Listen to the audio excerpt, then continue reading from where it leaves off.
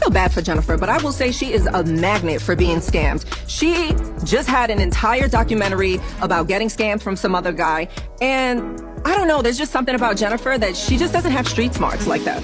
Y'all, this just changed everything. Jennifer Williams' husband handed Evelyn a storyline for the next 2 seasons after the court ordered him to repay money he allegedly scammed. He bragged about being rich and buying diamonds, but now it looks like those Chanel gifts came from other people's pockets. More and more people are coming out talking about he scammed them. This is so embarrassing. This is exactly what I mean when I say do not ever settle in life. I don't care how old you are. First of all, she looks amazing. She does not have to settle. No matter where you are in life, do not settle. Y'all, Jennifer has been running around trying to protect her image and stand by this man. Now the court says Christian is guilty and broke. She's starting to see she chose the wrong partner for the 3rd time. And this mistake is about to cost her. Let's get into it. The thing about Jennifer, she continues to repeat the cycle. God continues to send you the same fucking person over and over again, and until you learn whatever that lesson is supposed to be, you know? And she wants to be married, and she wants to have a relationship so bad, no matter at what cost. She wanted to marry Tim, you know, and no matter what, I want to be a wife, you know, and she's willing to take just the title without really having in your life a great person. At this point, it really makes you wonder what's going on with her choices. Jennifer Williams keeps ending up with men who turn out to be bad news. Her husband, Christian Gold, is now showing the same red flags as the ones she escaped before. Last year, several investors sued him, accusing him of fraud and claiming his business was a Ponzi scheme. During the last season of Basketball Wives, Jennifer spent most of her time doing damage control, stepping in to defend him and trying to quiet the rumors, even as the situation kept getting worse. So all the victims, the lady that's on disability with 30,000, you don't care about these people? Christian doesn't even know who that woman is. Oh, girl, I get it, that's your man or whatever, but sometimes a mother will bring you down. He stole this woman's money. Should he be trading as a felon? Yeah, he can. Who told you this? And because I'm not making this up. Okay. You're too smart for this. Even though Jennifer and Christian both talked about the accusations on television, he never actually answered the lawsuit or showed up in court, even after being properly served. Shockingly, he did not hire a lawyer either. Court records show he tried to handle the case on his own, but he failed to file any real response. Because he didn't defend himself, the judge issued a default judgment. That meant the court accepted the plaintiff's claim of $120,000 as confirmed damages. Since the case was brought under Georgia's RICO laws, the penalty did not stop there.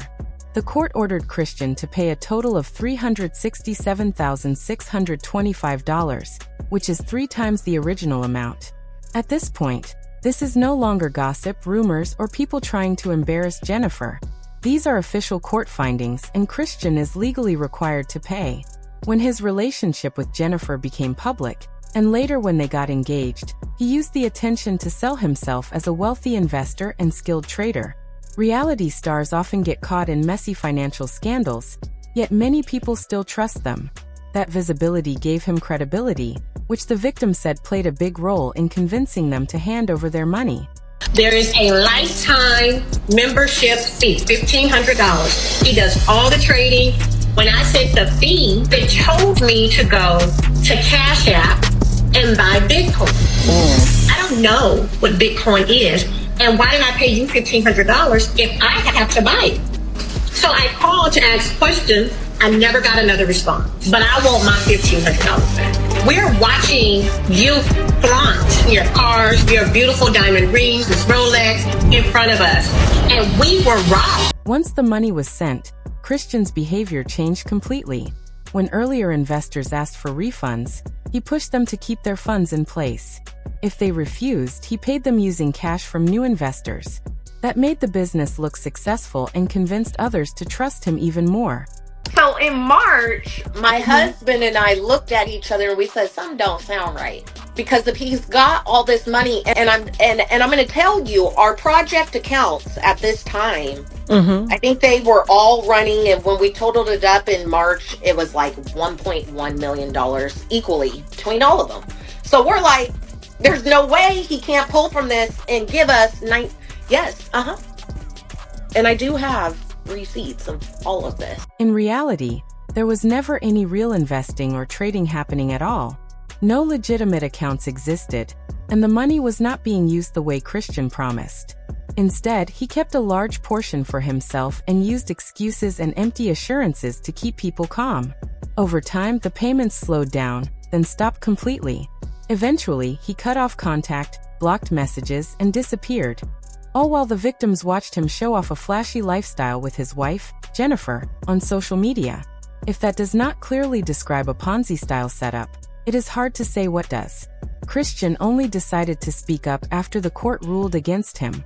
Suddenly, he claimed he could not respond earlier because of online harassment and threats, saying the pressure caused emotional stress and fear for his safety. That excuse raised eyebrows, especially since he had no problem discussing the situation publicly on television before. He asked the judge to cancel the ruling, pause collection efforts, and allow him to submit a late defense. The court still gave him a chance. The judge said that if Christian paid the court fees within 10 days, the judgment could be reopened and he would be allowed to argue his case. Once again, he failed to act. He did nothing. Because of that, on January 12, 2026, the default ruling officially became final. The victims are now legally allowed to recover their money. Since then, Christian has gone completely quiet. No public statements, no explanations, nothing. His sudden silence has only added to the suspicion. Meanwhile, Jennifer has been the one stepping forward to defend him.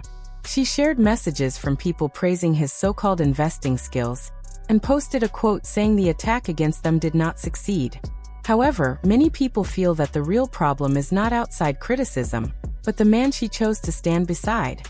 Christian reportedly has no money of his own, which means Jennifer may end up dealing with the consequences regardless. Being linked to a fraud case is not a good look, especially when the facts are now public record. Some viewers believe she knew what was happening all along, and went along with it anyway. Others think she ignored warning signs to protect her image. At this point, many feel she is no longer just defending him, but is part of the mess herself. This situation has followed her pattern of choosing partners who bring trouble instead of peace. The cost of this relationship may be far higher than she expected. Now the question is yours to answer. Do you think Jennifer was blindsided, or did she know exactly what was going on? Share your thoughts in the comments, and don't forget to like and subscribe. I'll catch you in the next video.